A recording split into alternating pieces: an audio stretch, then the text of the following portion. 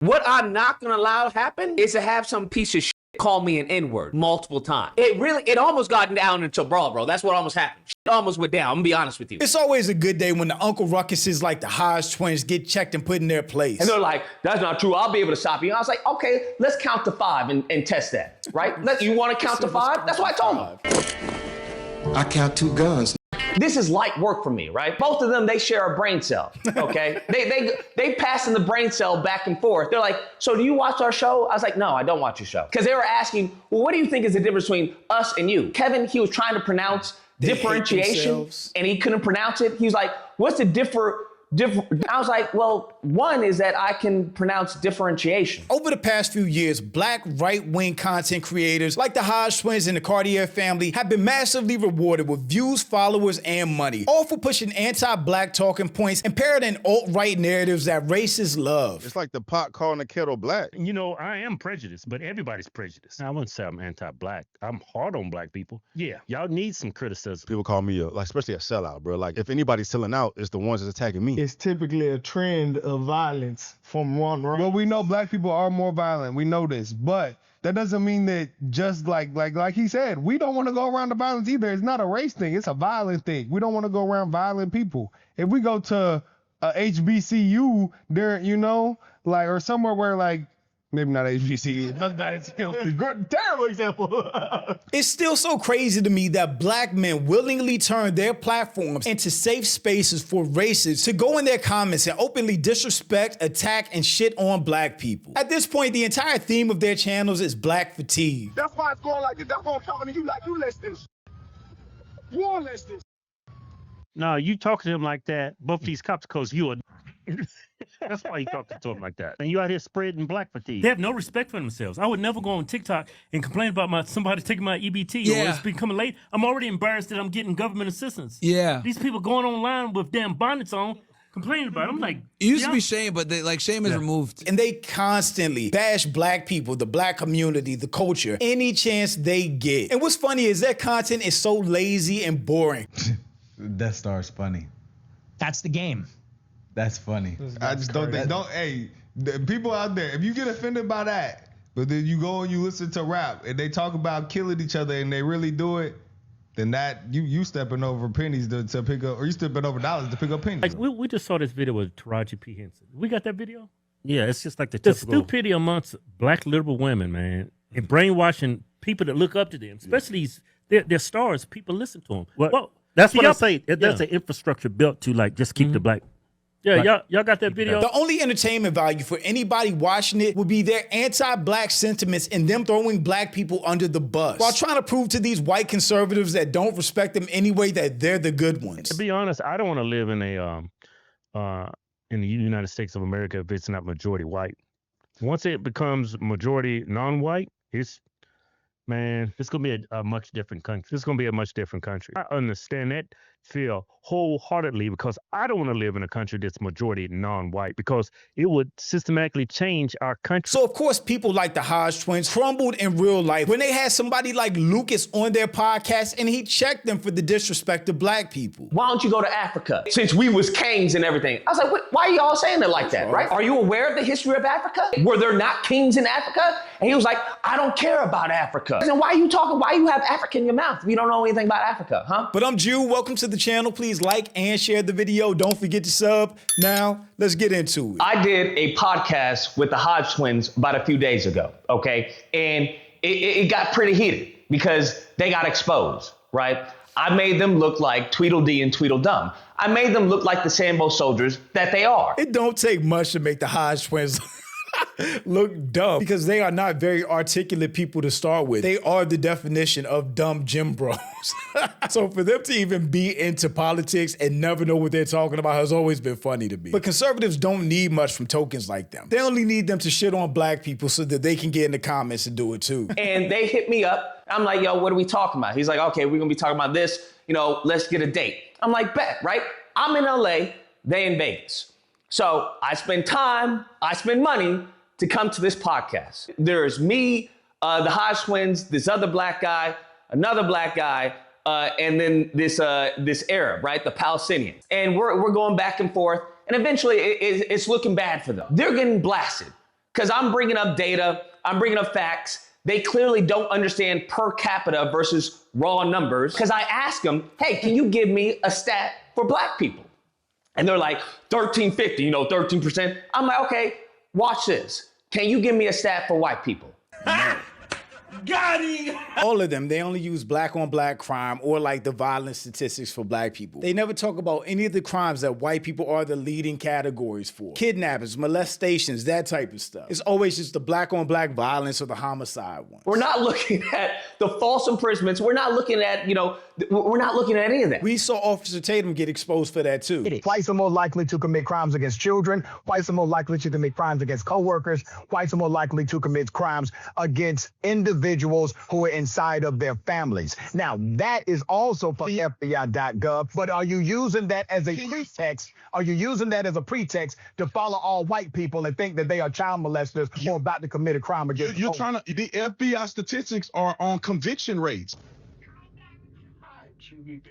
The FBI statistics. No, it is not, brother. You need people can go out and do the research. Not based on conviction rates. People can go out and do the research for themselves. They sure the can. Research that I've seen, the homicide rates, you could call it the murder or homicide rates, depending on how you want to frame it, are convictions. So us the face of crime. I'm like, yo, you looking at one crime. We look at a litany of things, right? And I go and tell them, well, you name me the black person that caused your interest rates to go up. You name me the black person that caused the depression. You name me the black person that caused the recession. You name me a black person that caused your house to be deflated in value. You name me the black person that did that. Then I get them, I'm like, yo, you tell me, because they're just really like losing it.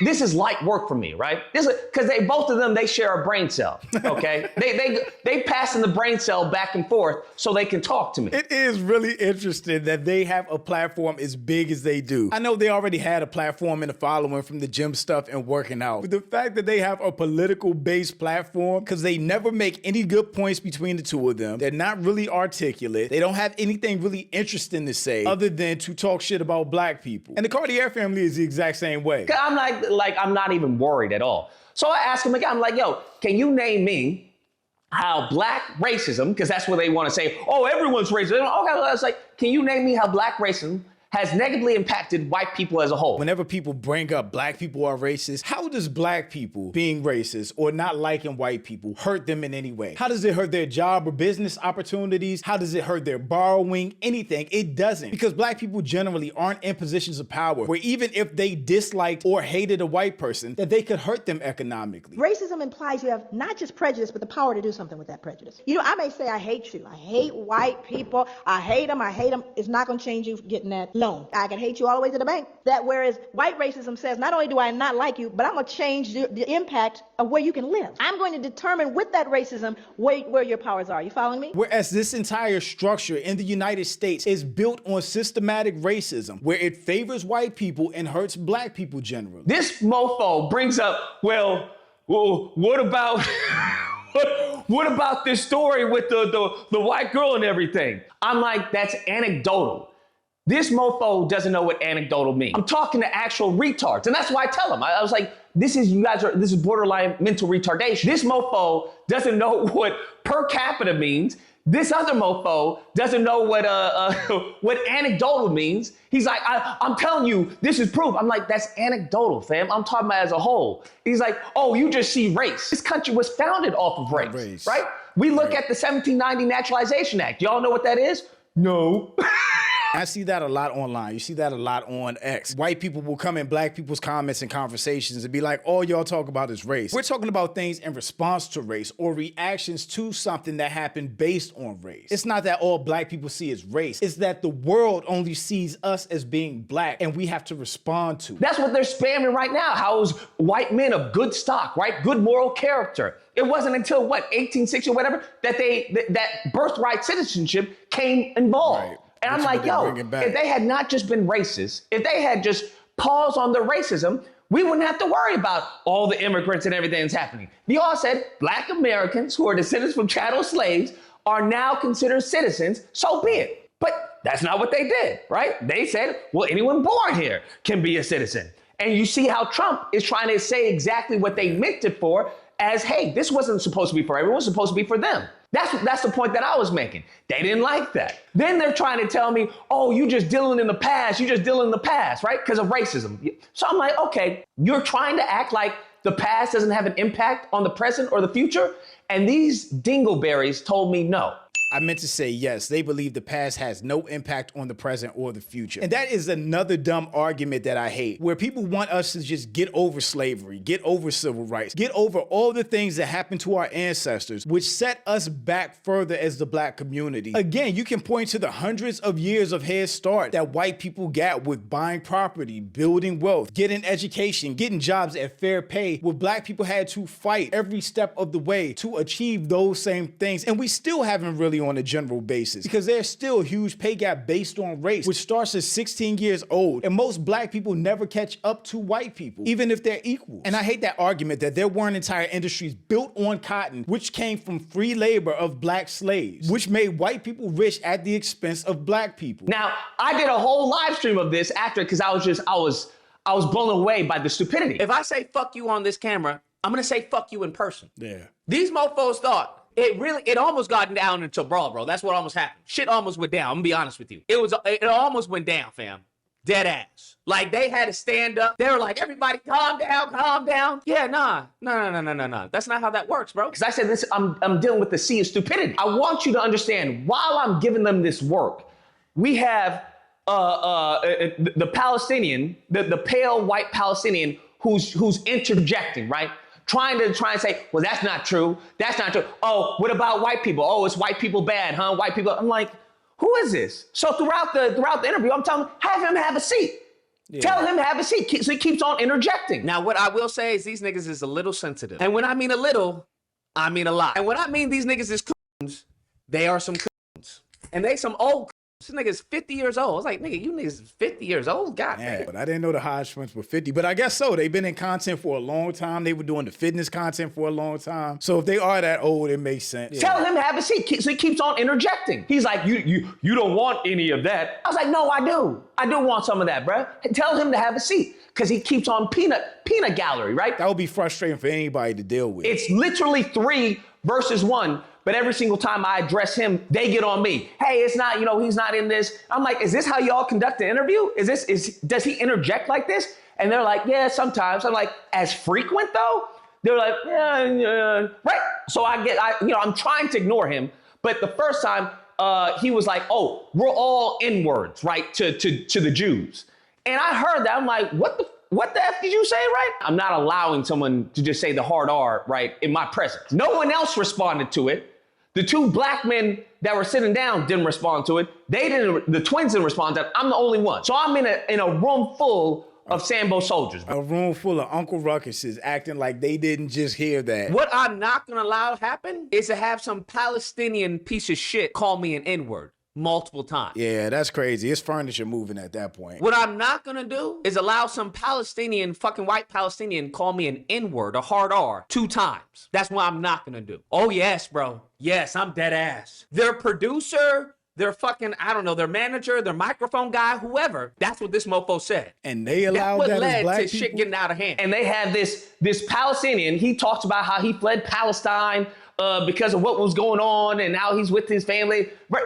He said to the Jews, we're all N-word. I'm like, you don't say that, right? I don't want to hear that word come out of your mouth, bro. And you have this black man, he's been on videos with the twins before. You have him trying to say, hold on. Because I said, I'll smack I told them, I was like, hey, there's no one in this room that's going to be able to stop me from putting hands on him. No one. And they're like, that's not true. I'll be able to stop you. And I was like, okay, let's count to 5 and test that, right? You want to count to 5? That's what I told him. I count 2 guns, nigga. That's when the black dude starts. He's like, everybody calm down. Calm down now, calm down. Now, Lucas, he wasn't calling you that. It was the context. Context doesn't matter. There's no context for the hard R. There's no context for the N-word coming out of a non-black person's mouth, period. Now, the Hodgetwins were like, no, you're not. I was like, listen, you want to bet? I said, I don't give a F about the context. I don't want to hear the N-word coming from this non-melanated, non-black person. So we're getting into it. We go back to the podcast, right? We're going back to the interview. They were asking, well, what do you think is the difference between us and you, right? Because they were trying, I think it was Kevin, he was trying to pronounce differentiation, and he couldn't pronounce it. He was like, what's the differentiation? I was like, well, one is that I can pronounce differentiation. That's one that separates us, okay, first off. I was like, Keith, that's the other one, Keith. I was like, Keith. I was like, do you fly? He was like, yes. I was like, do you do TSA? He was like, yes. I was like, where do you think that came from? That came from 9/11. And they were like, what does 9/11 have to do with anything? I was like, 9/11, right? The reason for that is what caused the Patriot Act, okay? That's why we have the TSA. This man looked at me and said, no, it doesn't. As a matter of fact, I think DHS, Department of Homeland Security as a whole, and TSA is under DHS. So that's 100% true. Do you not go through TSA? He was like, no, I go through TSA. Do you have to go through the scan and they take off your shoes and stuff? He's like, yeah. Then it impacts your life. He's like, no, it doesn't. I still get to fly. That's what I was like, okay, this is borderline retardation. And it came to racism, right? Because I brought up the study where it talks about, hey, there's a father in the household, that, there's a mother in the household, they live in an affluent neighborhood, right? They're, good income, that one of the factors that will determine if the child will go to prison is the racial bias of the people around them, racial bias of the white people around them. They lose it. Oh, I don't believe you. I don't believe that. I'm like, you can look it up. What are you talking about? Then this fool starts interjecting whatever. I was like, why don't you shut the F up? So he says something like blah, blah, blah, blah, blah, F and N-word. That's when I get up. I said, what the F did you say? I said, what the F did you say? The Hodgetwins get up. They're like, hey, why are you going towards him, man? Imagine two black dudes standing up to bodyguard for somebody from a whole different culture that calls another black guy the hard R in their presence. How twisted and Uncle Ruckus out do you have to be to defend somebody like that against another black person? So now I got the Hodgetwins in front of me, right? The dynamic is insane. I got two black men right in front of me protecting a pale Arab Palestinian who had just called me a hard R. And he was trying to say, why are you getting so upset? Why are you getting so upset? This is what the Arab guy is saying to me. I'm like, why don't you? I was like, stand on 10, be a man. Say what you said. Didn't you say it? He was like, yeah, I said it. And that's when the Hodgson was like, it's just a word. Uncle Ruckus, it's just a word. That word is the last word that so many black people heard when they were lynched or set on fire or drugged by a truck or shot or stabbed or beat to death. It's not just a word, especially when it's used by a non-black person in a form of hatred. Then we get into the conversation about it's just a word. He's like, you can't allow that word to impact you. That's the whole point of freaking words, is that they have meanings, right? If I'm getting upset by the words he's using, that doesn't mean that it's controlling me. That means he is trying to communicate to me, and I understand what he is trying to communicate. This fool Keith is like, well, that's not true. That's a different thing. He's like, you try to conflate things. You try to conflate the past with the present. Kevin's like, I was like, what are you talking about? That word is disparaging. If you know the history of that word, you know where that word come from, you know what that means. I was like, why don't you care? You should care. He's talking ill about black people. That's when Kevin comes out and says, I don't care about black people. I was like, there we go. There we go. All right, glad you said it. I'm glad we got that on camera. He straight up said, I don't care about black people. Which we know, right? We know based on their content. We know based on their black fatigue videos and how they talk about the black community to their largely white, conservative, racist audience, that they don't care about black people. And they may admit that they're black, but they don't identify with being black, because no black person that does would talk about black people like that. They have no connection or love for the black community. And then he heard what he said. And then he was like, wait, let me clarify. Let me clarify. I don't care about any race. I don't care about any race, right? We're all just people. We're all just... All lives matter. Okay, all right. Mm-hmm. You already exposed yourself. These are 50-year-old, out-of-shape men with families. They got kids and everything. And this fool's talking about he doesn't care about black people. I'm like, well, there you go. That's the problem. That's the problem. Mm-hmm. And he was like, well, if you don't like the country, why don't you go to Africa? That go back to Africa thing has never made sense to me. If you're a black American, your ancestry, your lineage traces back more than likely longer than most of the white people that's in this country today. So people that got to this country after your ancestors are telling you to go back to a country. That's what the Arab said. The Arab told me, they both said that to me. Do you understand how much of a mind dazzle that was? To hear a Palestinian who had just fled, right, tell me, after criticizing what's going on in this country, and tell me, hey, why don't you go to Africa? Then you had Keith tell me, why don't you go to Africa? okay, since we was kings and everything. I was like, why are y'all saying it like that, right? I was like, why'd you say it like that?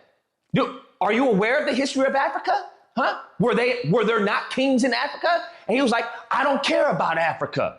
I don't know anything about Africa. I was like, then why are you talking? Why you have Africa in your mouth if you don't know anything about Africa, huh?